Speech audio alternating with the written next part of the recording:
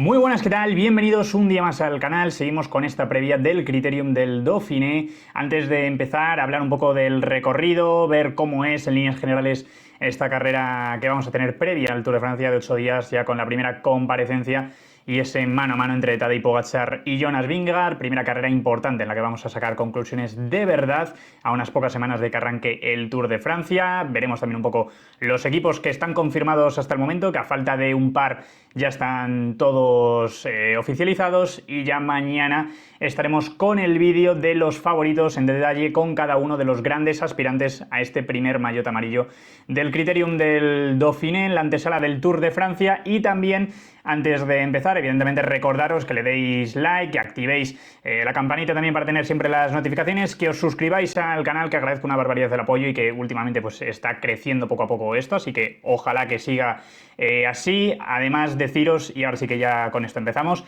que a partir de la semana que viene probablemente tengo intención el lunes, pero no sé si realmente podré tenerlo todo listo para el lunes, de empezar también a hacer directos tanto por aquí en YouTube como también en Twitch. Entonces, bueno, estoy terminando de configurar todo, no tengo claro todavía el horario al que lo haré, pero bueno, también empezar con eso, ¿no? Que también pues para hablar con vosotros es mucho más fácil. Y ahora sí que sí, empezamos ya y nos metemos de lleno con el recorrido, en primer lugar, de este Criterium del Dauphiné, que va a arrancar este domingo día 8 de junio.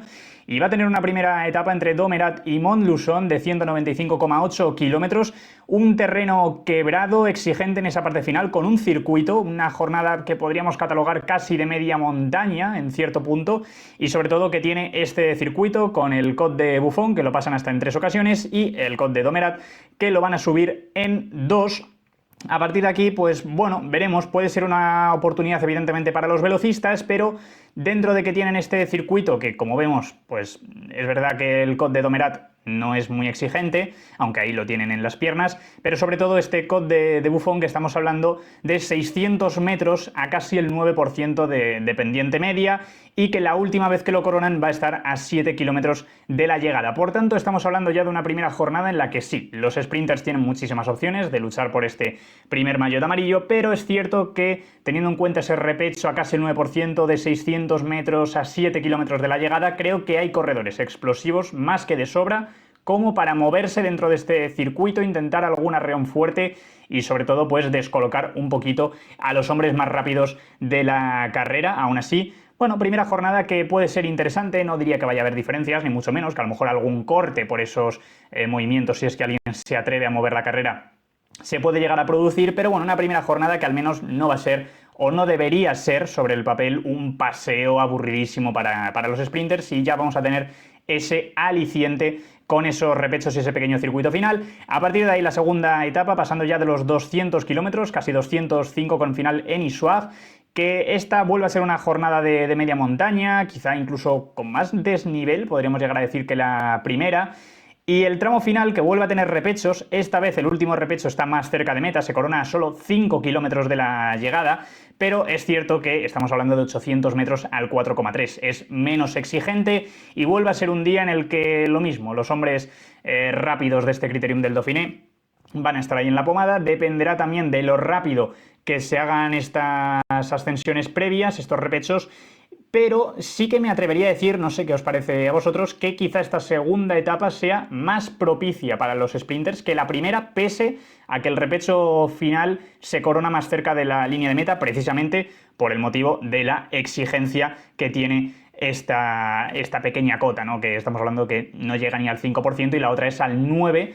Entonces yo creo que si alguien arranca, evidentemente, o ya no necesariamente que haya un ataque a nivel individual de un corredor, sino un equipo, ¿no? Intentando meter un ritmo muy fuerte y descolocar a los trenes, ¿no? de los sprinters y a los propios velocistas, pues quizá es más factible hacerlo en un repecho de casi el 9% que hacerlo en uno que supera ligeramente el 4%, ¿no? Entonces veremos. Igualmente van a ser dos llegadas interesantes que podrían ser al sprint masivo, pero que deja un poquito ese aliciente y esa puerta abierta para que ocurra algo diferente. Veremos si nos lo ofrece el pelotón. La tercera jornada, que vuelve a ser más de lo mismo. Las tres primeras, al fin y al cabo, van a tener esos pequeños alicientes, pero deberían ser también al sprint. Vuelve a ser un terreno exigente, sobre todo de salida, ya con una cota de tercera y una de segunda nada más empezar. Otros 207 kilómetros, acumulando mucho kilometraje. Y luego el tramo final, que bueno, que tiene una cota muy exigente de tercera, esta Côte du Châteaujon, 1,2 kilómetros al 9,5%, luego tiene otro repecho de casi 1 kilómetro al 5,3%, pero bueno, es cierto que también está en este caso más lejos de meta, se corona a 19 y por tanto sí que creo que puede ser una jornada mucho más propicia también para que se llegue al sprint. Primeros 3 días que van a ser, como veis, un poquito más de transición, puede ocurrir alguna cosa, a lo mejor en esos repechos, pero lo normal y lo que nos da a entender es que veremos llegadas masivas y en la que los hombres de la general tendrán que salvar los muebles y no tener ningún percance que les haga perder tiempo y llegar ya a esta cuarta etapa por detrás, porque ya la cuarta etapa va a ser decisiva para la clasificación general. 17,4 kilómetros de crono con una subida en medio de casi 2 kilómetros, 1,8 al 8,5% de pendiente media, que va a marcar bastantes diferencias en la crono y ese terreno va a ser muy exigente y por tanto ya tenemos un primer día en el que seguramente haya cambio de líder,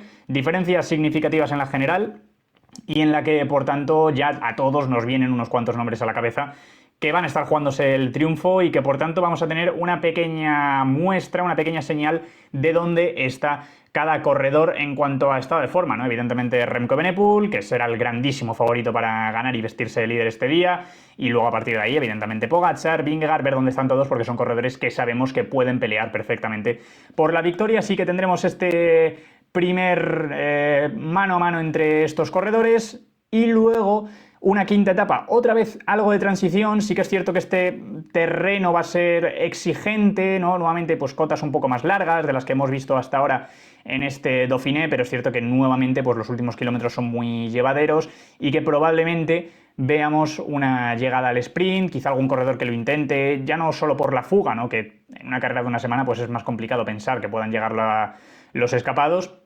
Pero sí que es cierto que si alguien a lo mejor mueve la carrera en esta zona y le dejan un poquito irse, no hay demasiado control, puede tener opciones, pero creo que queda demasiado todavía línea de meta y que evidentemente las subidas que vamos a tener no son especialmente duras como para romper la carrera y a partir de aquí sí que sí. Ya hemos tenido unos primeros 5 días en los que puede haber, bueno, algo que nos dé emoción, ¿no? En esos recorridos, en las etapas en ruta, pero que podrían ser perfectamente al sprint como habéis visto, la crono y ahora sí que sí, las últimas 3 etapas de este Dauphiné, que son las más exigentes, son de alta montaña y empezamos con la sexta etapa, primer final en alto con esa llegada en Combloux, con la subida previa al Col de Domancy, 2,5 kilómetros al 9,3 y luego la llegada en Combloux también del 2,7 al 7,7%, ambas de segunda categoría y luego evidentemente pues otra de cuarta, de tercera y de primera categoría. Más lejos hay un terreno aquí todavía bastante largo, casi 20 kilómetros los que van a tener por delante, un poquito más a lo mejor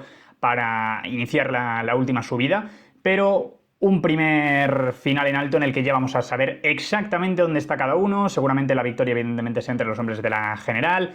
Ya estamos hablando de un terreno duro, son subidas cortas pero enlazadas, con mucha pendiente y por tanto un final propicio en este caso para que Pogačar se imponga, pero veremos dónde está el resto y hasta qué punto le pueden plantar cara. Sí que es cierto que viendo el recorrido pues le viene perfectamente al esloveno, pero habrá que comprobar dónde están sus rivales antes de la séptima y etapa reina de este Criterium del Dauphiné, que como veis es una completa locura, 131 kilómetros, y estamos hablando de que empiezan ya de salida con el ascenso a la Madeleine, que es una pasada, a partir de ahí la Croix de Fer y terminan la etapa con Valmeinier 1800, también con esa subida larguísima, 3 cotas de fuera de categoría en este Dauphiné, una etapa corta pero con un desnivel brutal, con 3 puertos míticos también, ¿no? Más incluso los 2 primeros, pero ya de salida a tener esta etapa va a propiciar que tengamos una escapada de un altísimo nivel con corredores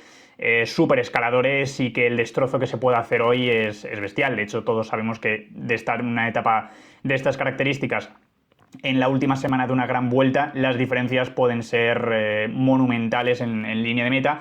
No debería serlo tanto quizá en un Dauphiné, evidentemente tras 7 días de competición, pero igualmente yo creo que las diferencias serán grandes. Veremos un poco cómo quieren probar las piernas cada uno, hasta qué punto se atreven a mover la carrera un poquito más desde lejos o esperan a la última subida, pero la etapa reina sin duda del Dauphiné y la que yo creo que a todos nos va a hacer más ilusión con diferencia ver y la que vamos a estar deseando que llegue sin ningún tipo de duda. Y a partir de ahí la última, que vuelve a ser exigente pero no tanto, vuelve a ser evidentemente de alta montaña, final en alto entre comillas porque tiene unos cuantos kilómetros, tiene 5 kilómetros y medio, más o menos, desde que se corona esta subida, el Mont Cenis, que estamos hablando del 9,7 al 7% de pendiente media.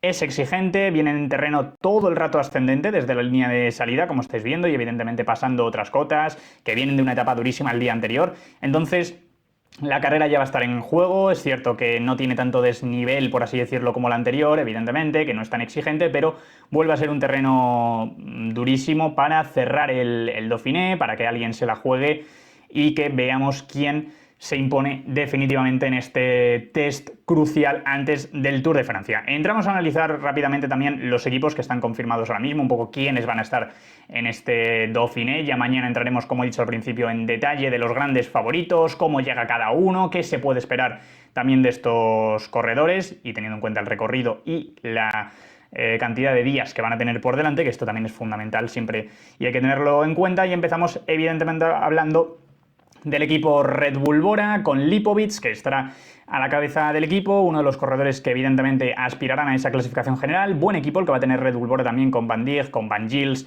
con Fischer Black, Hajek y luego Pity y Ziehoff.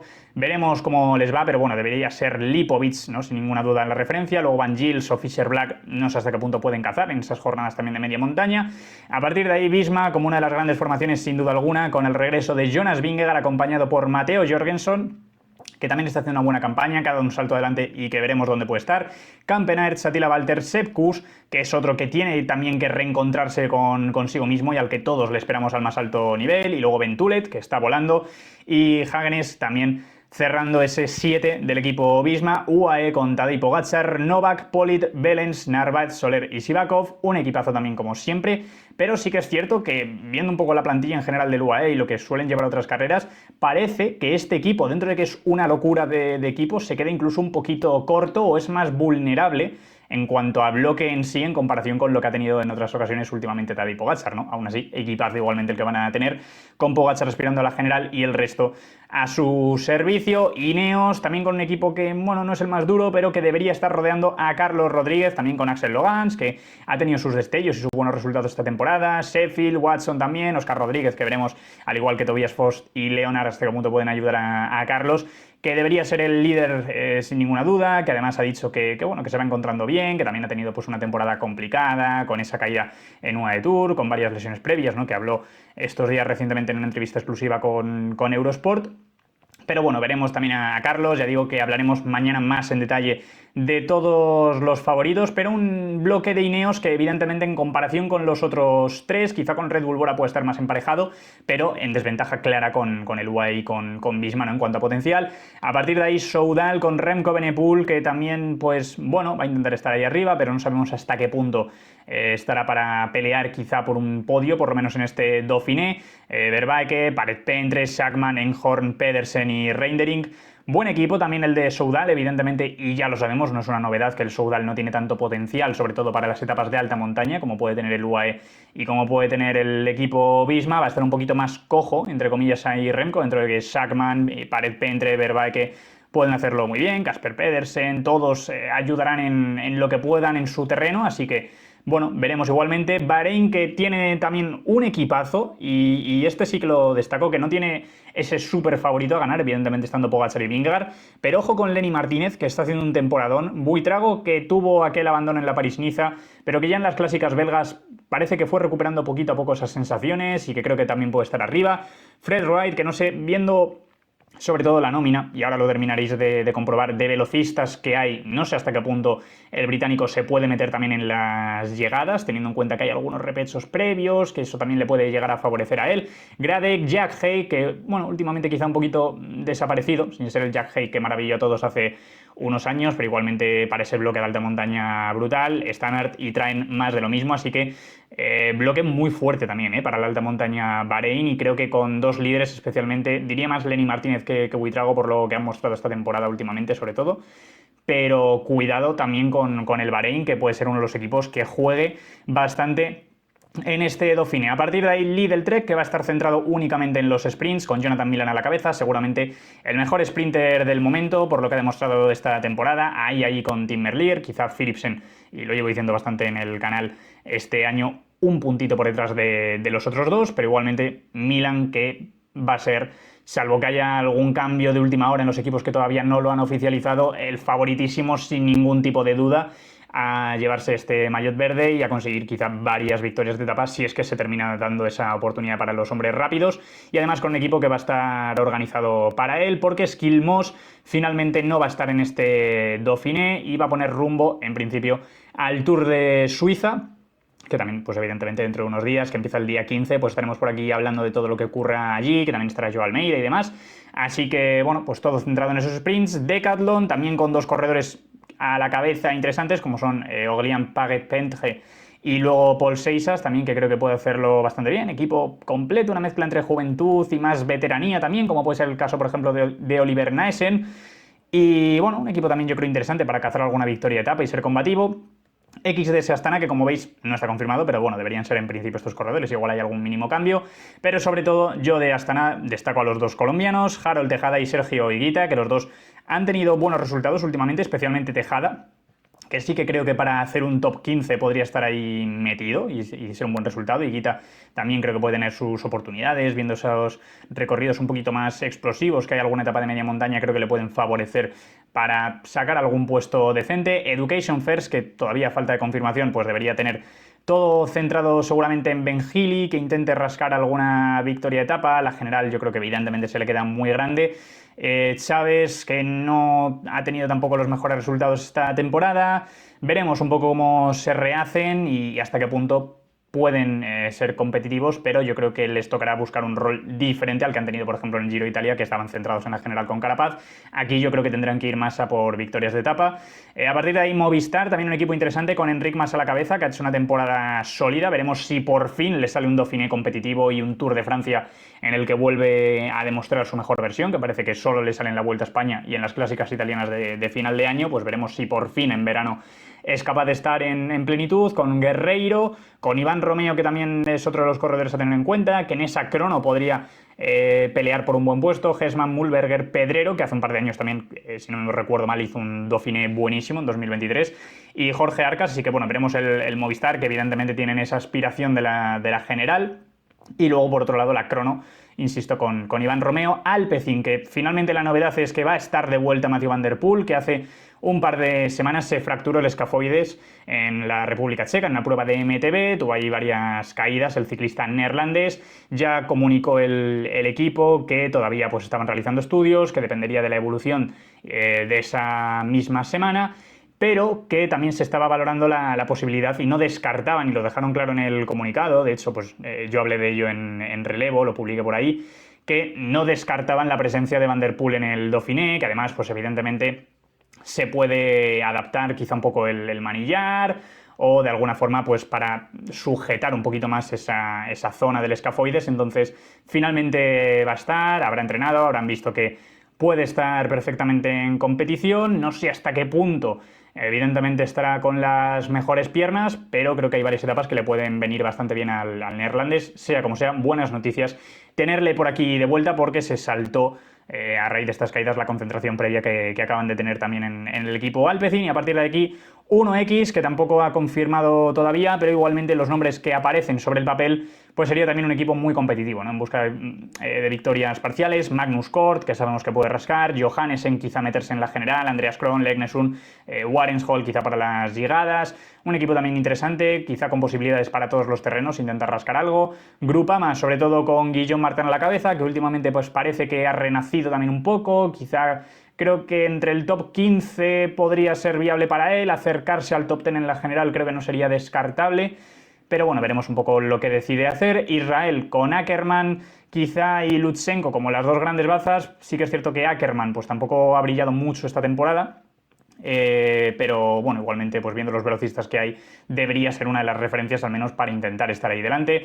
Picnic Post-NL, sobre todo con Bardet en su última carrera. Ya nos despedimos de Bardet, que viene del Giro de Italia, que por un lado Y esto sí que me gustaría también ver lo que opináis, que no sé hasta qué punto Bardet, viniendo del Giro de Italia, puede estar ya con un estado de forma muy bueno, ¿no? Por haber salido evidentemente de la carrera italiana con ese golpe de pedal, de haber estado rodando tanto y metido en competición, y por otro lado, que igual la parte contraria sea que le perjudique, ¿no? Ya por tantas semanas a un esfuerzo altísimo. Igualmente Bardet en su último Dauphiné, un corredor que buscará ser combativo, a ver si puede despedirse con una victoria de etapa, con un buen sabor de boca.